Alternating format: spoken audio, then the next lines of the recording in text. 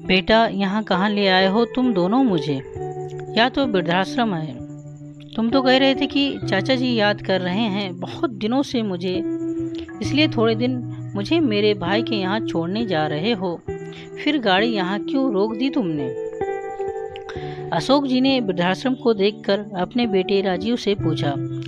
राजीव बोला, पापा, मैं आपको वृद्धाश्रम ही छोड़ने आया हूँ। आपका कोई भाई वाई आपको याद नहीं कर रहा है, मगर यदि कल आपको बता देता कि आपको वृद्धाश्रम चलना है मेरे साथ, तो शायद आप आने के लिए तैयार ना होते।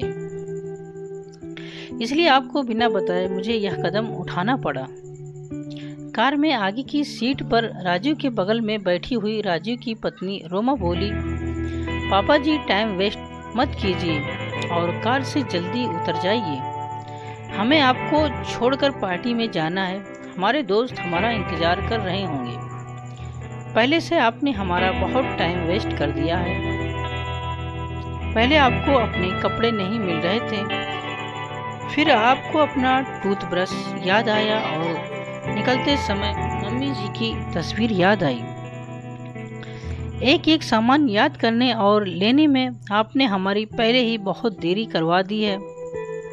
अशोक जी गाड़ी में बैठे बैठे गिड़गिड़ाते हुए बोले, यह तुम लोग मेरे साथ अच्छा नहीं कर रहे हो। मुझे मेरे भाई का नाम लेकर वृद्धाश्रम छोड़कर जा रहे हो। राजू, क्या नहीं किया मैंने तुम्हारे लिए? बचपन में तुमने जो मांगा वह दिया, अपनी पाई पाई जोड़कर तुम्हारे भविष्य के लिए बचाया, और तुम मेरे सगे बेटे होकर मुझे यहाँ छोड़ने आए हो। राजीव बोला, पापा, वैसे भी क्या कर दिया है आपने मेरे लिए? पढ़ा लिखा कर बड़ा करना हर माँ बाप का फर्ज होता है। अब इस उम्र में आपके लिए यही सही जगह है। फिक्र मत कीजिए, थोड़े दिनों में यहाँ आपके दोस्त बन जाएंगे, फिर आपका यहाँ मन लग जाएगा। वृद्धाश्रम ही आप जैसे बूढ़ों के लिए सही जगह है। अशोक जी बोले, मुझे नहीं चाहिए बेटा दोस्त, मुझे तो बस मेरे बच्चों के साथ रहना है। मुझे तो मेरे घर रहना है बस। मुझे घर वापस ले चलो बेटा। रोमा बोली, पापा जी, कौन सा घर? अब वह आपका घर नहीं है, समझे? अब वह घर हमारा है। आप यहाँ आराम से रहिए और हमें वहाँ आराम से रहने दीजिए, ताकि हम अपने घर में भी दोस्तों को बुलाकर पार्टीज कर सके। वैसे भी आपको तो यह पार्टीज वगैरह पसंद नहीं, इसलिए आपके लिए यही जगह सही है। राजू भी रोमा की हाँ में हाँ मिलाते हुए बोला, हाँ पापा, हमारे घर में भी अब से ज़्यादातर पार्टीज होंगी और हमें उसमें कोई रुकावट नहीं चाहिए, इसलिए बेहतर है आप यहाँ रहें। अशोक जी बोले, क्या इसी दिन के लिए माँ बाप औलाद को इतना बड़ा करते हैं राजू? राजू ने कार में से उतरकर पीछे वाली डिक्की खोली और पापा का सामान निकालकर नीचे फेंक दिया और दोनों हाथ जोड़कर बोला, आप जाइए अंदर ताकि हम भी यहाँ से जल्दी जा सके। रोमा बोली, और कितना टाइम वेस्ट करेंगे हमारा पता नहीं। अशोक जी बेटे बहू का ऐसा व्यवहार देखकर दंग रह गए और चुपचाप कार से उतर गए। जैसे ही वे कार से उतरे, राजू ने झटके से अपनी गाड़ी घुमाई और वहां से चला गया। रोमा बोली, अच्छा हुआ हमेशा के लिए बला टली। अशोक जी ने अपना नीचे पड़ा सामान उठाया और भीगी पल के लिए अंदर वृद्धाश्रम में चल पड़े। अंदर से एक सहकर्मी आया और उसने अशोक जी के हाथ से सामान ले लिया। सहकर्मी से अशोक जी के आंसू छुप न सके। वह बोला, बाबूजी, रोइए मत। यहाँ आपके जैसे हजारों वृद्ध हैं जिनको अपने बेटे बहू ने अपने ही घर से बेदखल कर दिया है। जब यह वृद्धाश्रम इतने बूढ़ों का भार उठा रहा है तो आपका भी उठा ही लेगा। अशोक जी ने पूछा, बेटा, तुम्हारा नाम क्या है और तुम कितने सालों से यहाँ काम कर रहे हो? सहकर्मी बोला, मेरा नाम राघव है बाबूजी, और मैं 5 सालों से यहाँ सभी की सेवा कर रहा हूँ। सच कहूँ तो सभी को यहाँ देखकर बहुत दुख होता है और मुझे यह बात सोचने को मजबूर कर देती है कि कैसे कोई अपने ही माँ बाप को वृद्धाश्रम छोड़ सकता है। वैसे बाबूजी आप मुझे अपना ही समझना और कोई भी काम हो तो मुझे आवाज देना। राघव अशोक जी को उनका कमरा दिखाते हुए बोला, वैसे आपके साथ ऐसा क्या हुआ बाबूजी कि आप यहाँ पहुँचे? अशोक जी कमरे के पलंग पर बैठकर रो पड़े और बोले, राघव, मेरी पत्नी का निधन हुए 2 साल हो चुके हैं। मेरी पत्नी गोदावरी के निधन के बाद मैं ज़्यादा बीमार ही रहने लगा। मुझसे 2 रोटी भी न खाई जाती थी। एक दिन बहू रोमा से मैं बोला, बेटा मुझसे यह रोटी सब्जी नहीं खाई जाती है, हो सके तो मेरे लिए अलग से खिचड़ी या दलिया बना लो। बस मेरा इतना कहते हैं बहू मुझ पर भड़क पड़ी, कहने लगी, आपको तो बस बैठे बैठे फरमाइशें सूझ रही हैं, कभी यह बना दो कभी वह बना दो। मैं क्या आपकी नौकरानी हूँ? मेरी बात कान खोल कर सुन लीजिए। आप आपकी पत्नी तो दुनिया में रही नहीं जो आपकी फरमाइशें पूरी करती थी, और मुझ पर यह जोर जबरदस्ती नहीं चलेगी। बेटा राजू भी उस दिन रोमा से बोला, रोमा बना दो ना, खिचड़ी बनाने में भला कितना ही समय लग जाएगा। रोमा बोली, राजू तुम्हारे पापा के लिए मुझसे अलग से कुछ न बन पाएगा, जो भी है यही खाना पड़ेगा। वैसे भी अब यह बूढ़े हो चुके हैं और इनकी तबीयत भी ठीक नहीं रहती। मुझसे इनका अलग से काम नहीं होगा, तुम इन्हें वृद्धाश्रम छोड़ दो। यह सुनते ही मैं डर गया। मैं बोला, बहू अब आगे से मैं तुम्हें कभी कुछ नहीं कहूँगा, मगर मुझे वृद्धाश्रम भेजने की बात मत करना। उसके बाद मुझे बहू जो खाने को देती मैं चुपचाप खा लेता, भले मेरा पेट साथ दे या ना दे, मगर मैं उससे कुछ न कहता। एक दिन राजू जब मुझे जेब खर्ची के पैसे दे रहा था तो रोमा ने राजू के हाथ से पैसे खींच लिए और बोली, क्या जरूरत है राजू इन्हें पैसे देने की?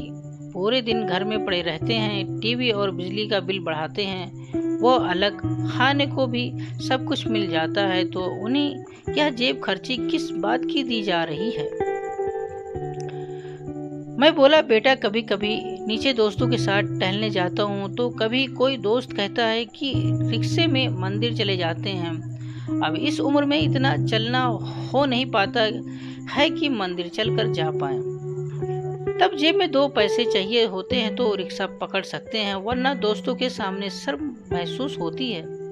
रोमा बोली, पापा जी कोई जरूरत नहीं दूर दूर मंदिर जाने की, हमारे बगल वाले मंदिर ही जाया कीजिए ताकि रिक्शा के पैसे बच पाए। राजू बोला, पापा रोमा सही कह रही है, बस उस दिन से मुझे जेब खर्ची भी मिलनी बंद हो गई। मैं तो चुपचाप जिंदगी गुजर बसर कर रहा था और साथ ही भगवान से प्रार्थना भी कर रहा था, हे भगवान अब मुझे भी जल्दी उठा ले। गोदावरी न जाने मुझसे पहले क्यों चली गई, मुझे उसका बहुत सहारा था। उसके जाने के बाद बहुत अकेला महसूस करने लगा था मैं। थोड़े दिनों बाद घर में राजू और रोमा आए दिन अपने दोस्तों को बुलाकर पार्टीज करने लगे। मेरे कमरे को वो लोग बाहर से ताला लगा देते। मैं उस छोटे से कमरे में पड़ा रहता, मगर एक रोज रात को बाहर पार्टी चल रही थी और मुझे कमरे में बेचैनी महसूस होने लगी। मेरा दम घुटने लगा तो मैंने दरवाजा खटखटाना शुरू कर दिया। बहुत देर बाद राजू और रोमा ने दरवाजा खोला और मुझे डांटने लगे, आज आपकी वजह से हमें अपनी पार्टी जल्दी खत्म करनी पड़ी और हमारे दोस्तों को ऐसे ही वापस भेजना पड़ा। राजू भड़क कर बोला, आपने पूरा मूड खराब कर दिया आज। दोनों ने मेरा हालचाल भी ना पूछा। मैं थोड़ी देर तक हाफता रहा, मगर दोनों मुझे अनदेखा कर अपने कमरे में चले गए और आज मुझे मेरे भाई के घर छोड़ने का झूठ बोलकर यहाँ वृद्धाश्रम छोड़कर चले गए। मैं गिड़गिड़ाता रहा, मगर दोनों ने मेरी एक न सुनी। अशोक जी की सारी कहानी सुनकर राघव की आंखें भी छलक पड़ी। राघव बोला, बाबूजी फिर क्यों आप उन लोगों के साथ वापस घर जाना चाहते हो? वह लोग तो आपका ध्यान भी नहीं रखना चाहते, यहाँ कम से कम आपका ध्यान तो रखा जाएगा। अशोक जी बोले, राघव उस घर से यादें जुड़ी हैं मेरी और गोदावरी की।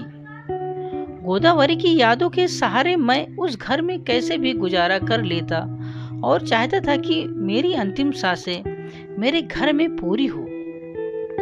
मेरे घर से मेरी अर्थी निकले, इसलिए तो बेटे बहू का यह व्यवहार भी सहन कर रहा था। राघव बोला, बाबूजी आप चिंता मत करिए, आप यहाँ बैठिए, मैं आपके लिए पानी और चाय लेकर आता हूँ। अशोक जी ने अपने आंसुओं को पोंछा और अपने बैग में से गोदावरी जी की तस्वीर निकाल कर देखने लगे। राघव उतने में अशोक जी के लिए चाय नाश्ता लेकर आ गया। अशोक जी धीरे धीरे वृद्धाश्रम में रचने बसने लगे थे, मगर उन्हें घर बहुत याद आता था। उनके घर के आसपास रहने वाले उनके सभी मित्र बहुत याद आते थे। सुबह सारे वृद्ध मित्र साथ में सैर सपाटे के लिए जाते थे और शाम होते ही सोसाइटी की बेंच पर बैठकर गप्पे मारते थे। घर में बेटे बहू का व्यवहार बहुत अखरता था, मगर कम से कम उस घर में गोदावरी की यादें तो बसी हुई थी। तन्हाइयों में उन्हीं यादों के सहारे ही जिंदगी कट जाती थी। एक दिन अशोक जी वृद्धाश्रम में कुछ पेड़ लगा रहे थे कि उन्हें अशोक जी के दोस्त शर्मा जी की बेटी रीचा ने देखा और बोली, अंकल जी आप यहाँ कैसे? रीचा को देखते ही अशोक जी भाव विभोर हो उठे और उन्होंने सारी घटना रीचा को बताई। रीचा पेशे से वकील थी। दूसरे दिन ही राजीव के घर नोटिस पहुंच गया। नोटिस देखकर राजीव के पैरों तले जमीन खिसक गई। राजीव बोला, घर खाली करने का नोटिस आया है रोमा। रोमा गुस्से से बोली, राजीव तुम भी बुद्धू ही रहोगे। पापा जी को वृद्धाश्रम छोड़ने से पहले या तो देख लेते कि घर का लोन उन्होंने पूरा भर दिया है या नहीं। अब हम क्या करेंगे, कहाँ जाएंगे? राजीव बोला, घर का लोन तो पूरा भरा जा चुका है रोमा, फिर पता नहीं यह घर खाली करने का नोटिस क्यों आया है। अभी की अभी इस वकील के पास चलते हैं जिसने हमें यह नोटिस भेजा है। राजीव और रोमा रीचा के पास पहुंचकर बोले, हमें यह घर खाली करने का नोटिस क्यों आया है? हम इस घर के मालिक हैं। रीचा ने अंदर से अशोक जी को बुलाया और बोली, अगर तुम दोनों इस घर के मालिक हो तो यह कौन है? अशोक जी को देखकर बेटा बहू हक्के बक्के रह गए और राजीव बोला, पापा आप बताइए इनको कि असली हकदार तो मैं ही हूँ इस प्रॉपर्टी का। आखिर उस घर पर मेरा भी तो उतना ही हक है जितना आपका। अशोक जी बोले, तुम असली हकदार कब से हो गए? उस दिन क्या कह रहे थे तुम कि मैंने तुम लोगों के लिए आखिर किया ही क्या है? तुम्हें पढ़ाया लिखाया, इस काबिल बनाया कि तुम आज अपने पैरों पर खड़े हो, और बहू तुम्हें हमेशा अपनी बेटी माना, मगर तुम दोनों ने मेरे साथ क्या किया? मुझे इस उम्र में जब तुम्हारी सबसे ज्यादा जरूरत थी, तुम लोगों ने मुझे वृद्धाश्रम पहुंचा दिया। रीचा बोली, कानून के अनुसार अगर बच्चे अपने माता पिता को घर से निकाल दें तो उनकी प्रॉपर्टी पर भी उनका कोई हक नहीं होता। राजीव और रोमा दोनों अशोक जी से माफी मांगने लगे और राजीव बोला, पापा जी आप चलिए, हमारे साथ ही रहिए, मगर हमें घर से मत निकालिए। रोमा बोली, पापा जी आप तो मुझे अपनी बेटी समझते थे ना, आप हमारे साथ ऐसा कैसे कर सकते हैं? रीचा बोली, तुम दोनों अपना यह नाटक बंद करो। जो बच्चे अपने बूढ़े माता पिता को यूं घर से निकाल दें, ऐसे बच्चों को कभी माफ नहीं किया जा सकता। अशोक जी को रीचा ने हौसला दिया था, जिससे अशोक जी में वापस आत्मसम्मान लौट आया था और वह बोले, तुम दोनों मुझे क्या रखोगे? मैं ही अब तुम दोनों को अपने साथ नहीं रखूंगा। मैं तुम दोनों को मेरी प्रॉपर्टी से बेदखल करता हूँ। आज बहुत दिनों बाद अशोक जी का खोया आत्मसम्मान वापस लौट आया था। दोस्तों, माता पिता अपनी पाई पाई जोड़कर बच्चों को पढ़ाते हैं, लिखाते हैं और उन्हें एक काबिल इंसान बनाते हैं, मगर जब वही बच्चे बड़े होकर माता पिता को वृद्धाश्रम भेज देते हैं तो ऐसे बच्चों से तो निसंतान रहना अच्छा है। जो बच्चे अपने माता पिता के साथ ऐसा व्यवहार करते हैं तो बदले में माता पिता को भी उन्हें अपनी प्रॉपर्टी में से बेदखल कर देना चाहिए और ऐसे बच्चों का मुंह वापस कभी नहीं देखना चाहिए। दोस्तों, आशा करते हैं ये कहानी सुनकर आप सबको अच्छी लगी होगी। अगर अच्छी लगी तो हमारे चैनल को लाइक और सब्सक्राइब जरूर करें और बेल नोटिफिकेशन को ऑल कर दीजिए ताकि अगली कहानी की वीडियो आप तक तुरंत पहुंचे। पूरी कहानी सुनने के लिए आप सबका बहुत बहुत धन्यवाद। ये कहानी आप सबको कैसी लगी कमेंट में अपनी राय जरूर बताएं।